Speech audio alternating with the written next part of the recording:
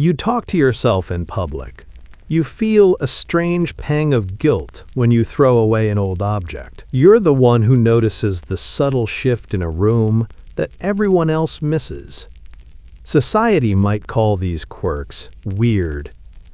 But what if they aren't flaws? What if, as the pioneering psychologist Carl Jung suggested, these habits aren't signs of being broken? What if they're echoes from the most complex and intelligent parts of your mind? What if they're clues that you're grappling with a reality deeper than most people can perceive? Jung's entire life's work was dedicated to the idea that our psyche, the whole of our mind, is in a constant dynamic dance. A dance between the conscious world we see and a vast, potent, unconscious world we don't.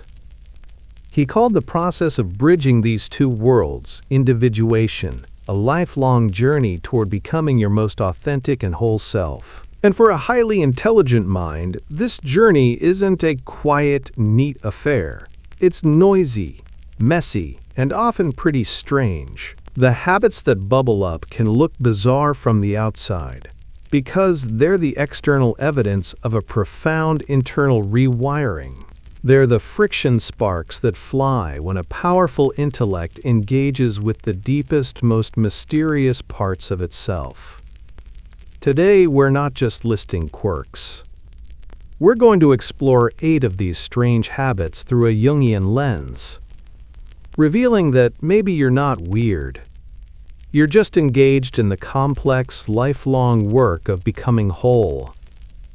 Let's start with a habit that is almost universally misunderstood: talking to yourself. Maybe you do it in the car, rehearsing a tough conversation. Maybe you whisper instructions to yourself while building furniture. Or you find yourself in a full-blown debate in the grocery aisle over which coffee to buy. The immediate reaction from others, and maybe even from you, is a flush of embarrassment. It's seen as odd at best. But through a Jungian lens, this isn't madness.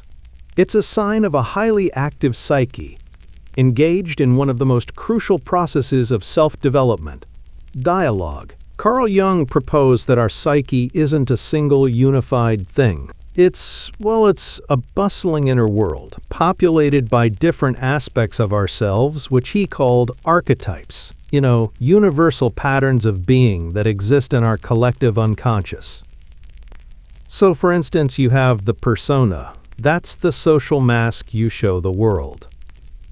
Then there's the shadow, where you keep all the parts of yourself you've repressed: your fears, your insecurities, and your dark side.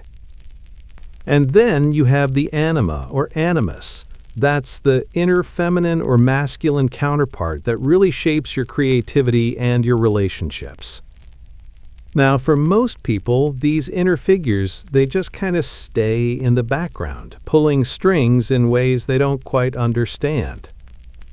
But a highly intelligent mind, with its powerful capacity for introspection, it just can't ignore these inner voices. It feels their presence, their conflicts, their demands. And so, it does something truly remarkable. It gives them a voice. Talking to yourself, you see, can actually be seen as a form of what Jung called active imagination. It's an attempt to make the unconscious, conscious. When you argue with yourself out loud, you're not just weighing pros and cons. You're staging a meeting. One voice might be your rational ego. Another might be your shadow, expressing a hidden fear. And yet another could be the intuitive whisper of your core self, guiding you toward wholeness. Now, while Jung didn't directly link self-talk to intelligence, modern psychology has really caught up to those benefits. Studies show that externalized self-talk improves focus, helps organize complex actions, and regulates emotions. When you talk yourself through a stressful event, you can calm your nervous system. Researchers call this self-distancing, where speaking to yourself creates the psychological space to handle your feelings more effectively. Jung's view, however, takes us deeper. He would likely argue this isn't just a cognitive trick. It's a psychological necessity for an advanced mind. A person of high intelligence doesn't just solve external problems. They're compelled to solve the problem of themselves. They feel the inner contradictions others ignore. So the next time you catch yourself muttering in the car, don't shrink in shame. Recognize it for what it is.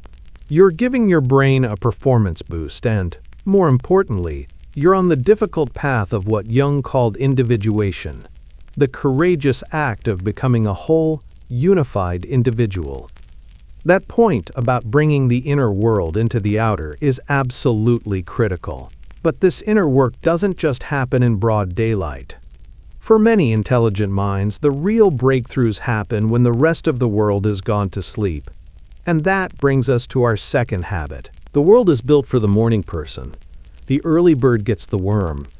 Waking up late is often framed as laziness or a lack of ambition. Society celebrates the 5 a.m. club.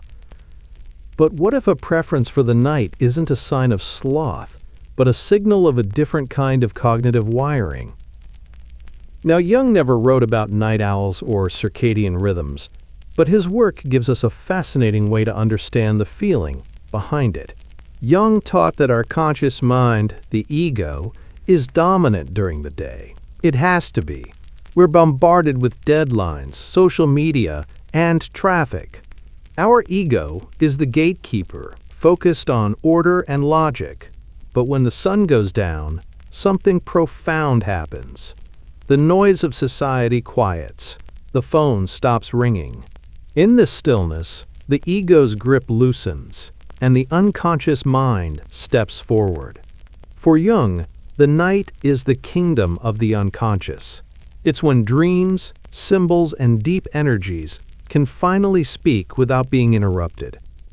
Now, the highly intelligent individual, particularly one with strong intuition, is often sensitive to this shift. At night, they feel alive. Their mind becomes expansive and fluid. This is why so many writers, artists, and thinkers are notorious night owls. It's a strategic retreat into the environment where their minds work best. Interestingly, modern science is starting to find connections here. Several studies have found correlations between night owls and traits like creativity and higher cognitive function. A 2024 study from Imperial College London found that night owls and intermediate sleepers tended to have superior cognitive function compared to morning larks. Researchers have even proposed that deviating from the standard human rhythm might itself be a sign of intelligence, a departure from ancestral norms. But Jung, he would urge us to look beyond performance. The real power of the night lies in its connection to individuation. This journey requires us to confront the parts of ourselves we've hidden away, our shadow. During the day, we keep the shadow locked up, but at night, in the quiet solitude, the locks come off. The anxieties and unconventional thoughts we suppress, they emerge. A person of average intellect might seek distraction, but the highly intelligent mind is often compelled by curiosity. It leans in. The night becomes a laboratory for the self. So if you find your mind ignites after midnight, understand that you're not lazy. You're aligning yourself with the natural rhythm of your own deep consciousness. You're, in essence, holding a sacred meeting with your own soul in the quiet sanctuary of the night. This ability to tune out the world and retreat inward, it's a defining characteristic.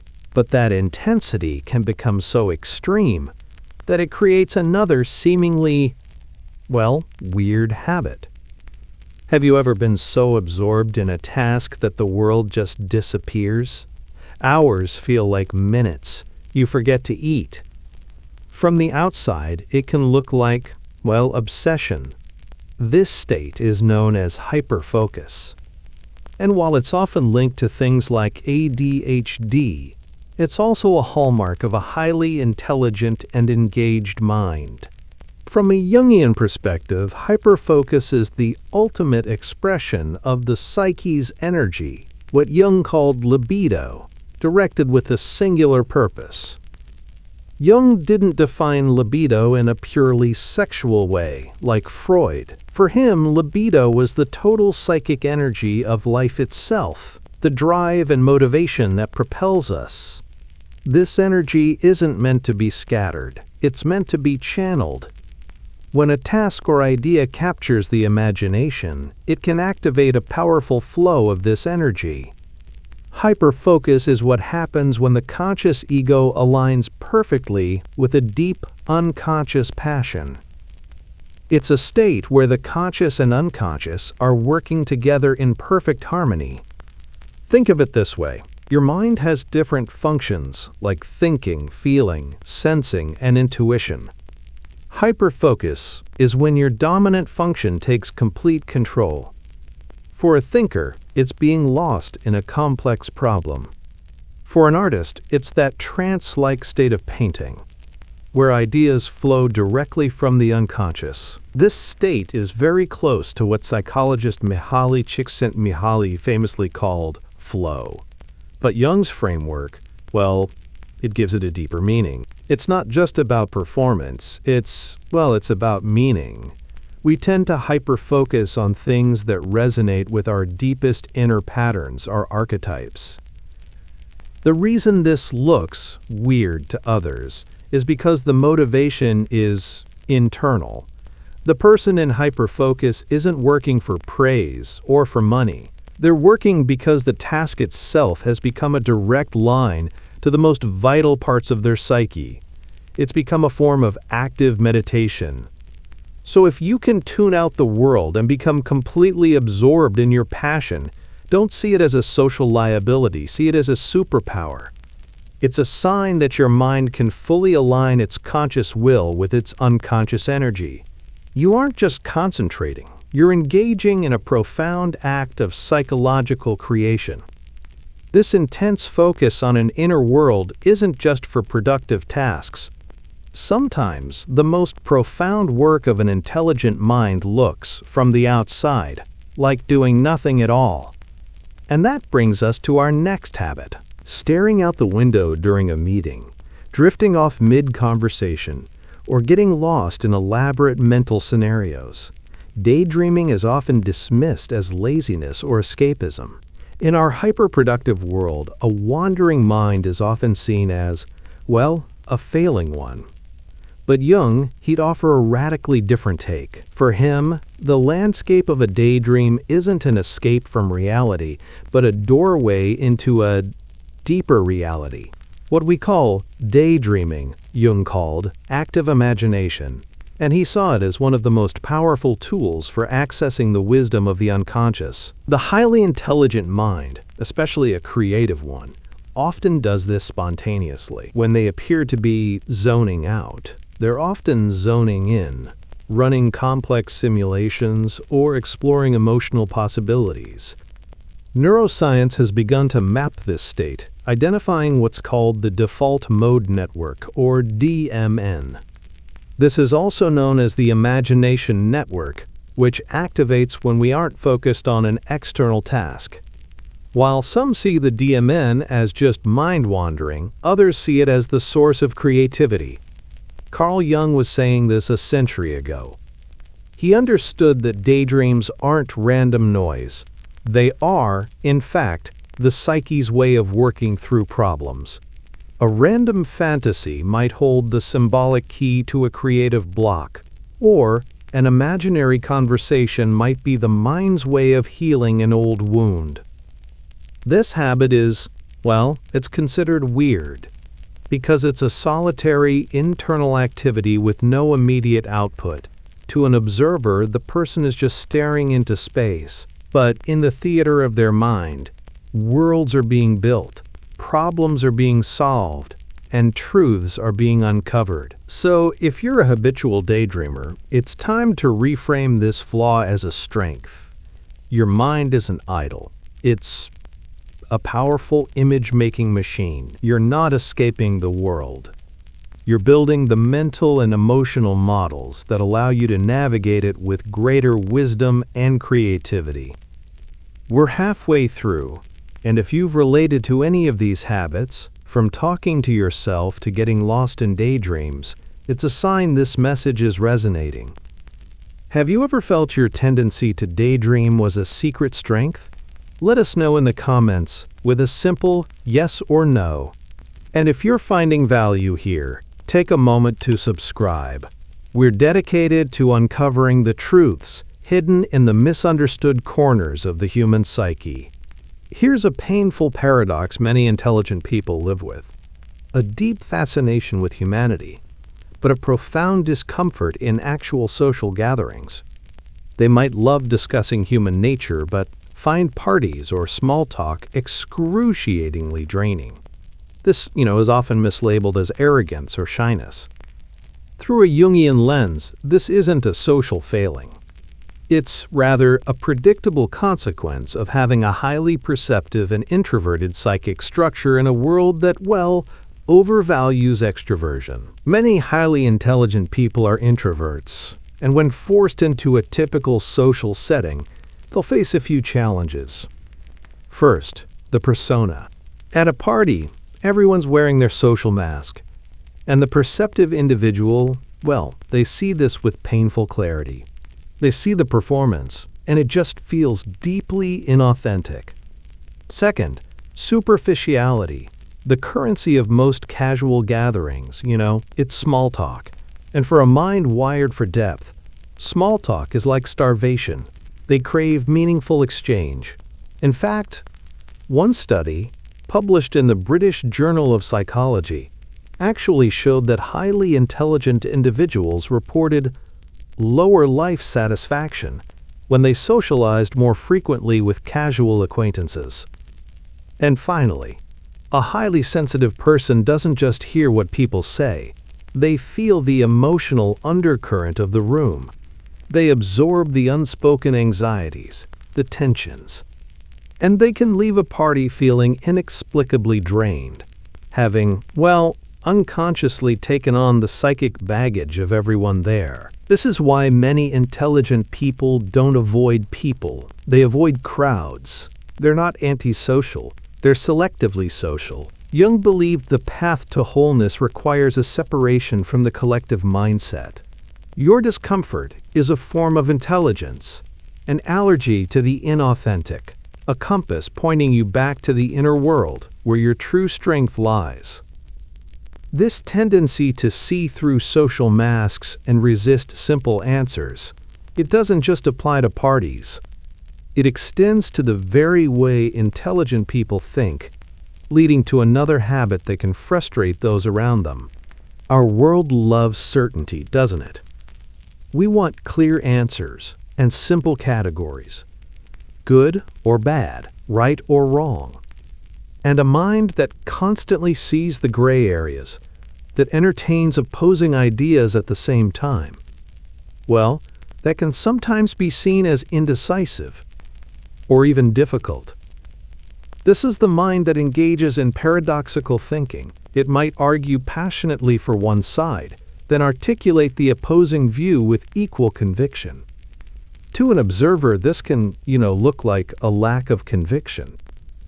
But from a Jungian perspective, the ability to hold the tension of opposites is actually the hallmark of a truly advanced intellect.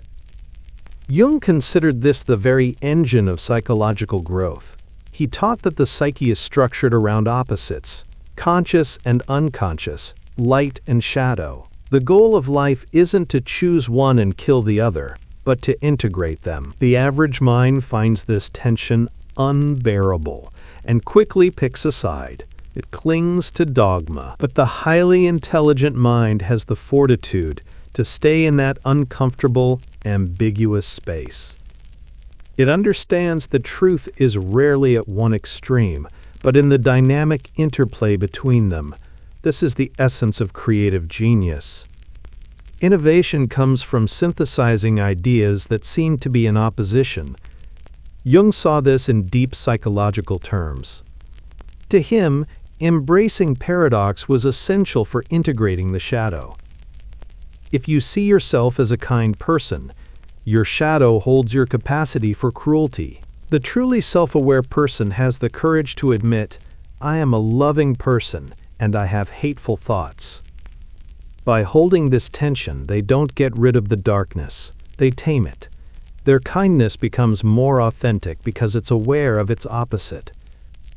So if your mind naturally gravitates toward complexity, and you frustrate others by always saying, yes, but what about this other perspective, you are exercising one of the highest functions of the human intellect. You're not being difficult, you're being whole. Your mind is a crucible, capable of holding the fiery tension of opposites until it forges something new, wisdom. This appreciation for complexity doesn't just stay in the realm of ideas.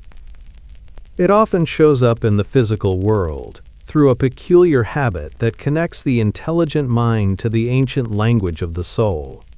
Picture a desk with not just work supplies, but, well, a curated landscape of seemingly random items. A strange stone from a hike, a vintage postcard, a feather from a crow. This isn't clutter. No, each object is a node in a web of personal meaning. But, through the lens of Jung, this is the behavior of a mind fluent in the native language of the psyche, symbols. Jung made a crucial distinction between a sign and a symbol. A sign, for instance, points to something known. Stop means stop. A symbol, however, points to something not fully known. It's an image or object that contains more than its obvious meaning. It's a bridge to mystery. The modern world is all about signs and data, but the intelligent, intuitive mind hungers for symbols. It understands that the deepest truths can't be captured in a spreadsheet. When a person collects these objects, they're externalizing their inner world. That strange stone isn't just a rock. It might be a symbol of endurance, of a part of themselves that feels ancient and resilient. The crow feather might be a symbol of the shadow, or a message from the unconscious. These objects become what Jung might call psychic anchors. Jung himself did this. Later in his life, he built a stone tower at Bollingen with his own hands. The tower wasn't just a building, it was a living symbol of his own psyche. Each stone represented a different aspect of his journey. A person with this habit is, on a smaller scale, doing the same thing. Their collection is a self-portrait painted with symbols. It's a way of keeping their unconscious insights alive in their daily life. Now this looks weird to a world that has largely forgotten how to read symbols and sees only junk. This is perhaps the most private habit on our list. It goes beyond just talking to yourself. This is the experience of having distinct voices or figures within the mind, an inner critic, a wise mentor, a playful child. The highly intelligent individual might have full-blown imaginary conversations with these inner characters, consulting them for advice or arguing with them. In a culture that's terrified of this, the experience is almost immediately seen as a sign of serious mental illness. But Jung offers a courageous and radically different framework. He wouldn't see this as fragmentation, but as evidence of a psyche so complex and so aware that it can perceive its own archetypal structures as distinct personalities. This is not psychosis, it's a direct encounter with the archetypes in their most living form. Remember Jung's model, the psyche is a parliament, not a monologue. The figures you meet, they're the archetypes themselves. That relentless inner critic? Jung would identify this as a manifestation of the negative shadow. That wise, guiding voice in a crisis? This could be what Jung called the self, the archetype of wholeness, or the wise old man archetype.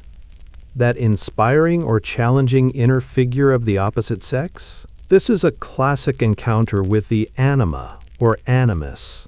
Jung believed engaging this inner figure was essential for creativity, and for bridging the gap to the collective unconscious.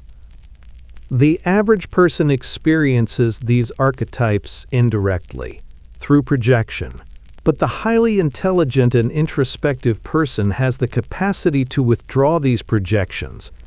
They're able to recognize these forces are internal. Jung developed his method of active imagination around this very process, encouraging people to consciously engage these inner figures. He believed this dialogue was the most direct path to wholeness. So we return to where we began. The quirks that make you feel different. Talking to yourself, staying up all night, losing yourself in focus, daydreaming, avoiding small talk, embracing contradiction, collecting symbols, and conversing with the voices within. As we've seen through the profound lens of Carl Jung, these are not flaws to be fixed. They are not signs of brokenness. They are the unmistakable fingerprints of a highly intelligent and complex psyche engaged in the most important work a human can do, the work of becoming whole. Each of these habits is a testament to a mind that isn't content with the surface of things.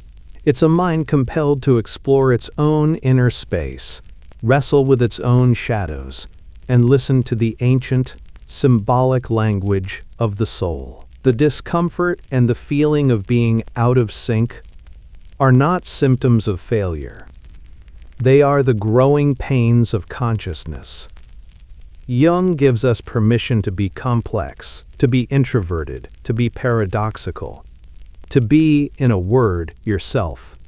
Your strangeness is not your weakness. It's the evidence of your depth.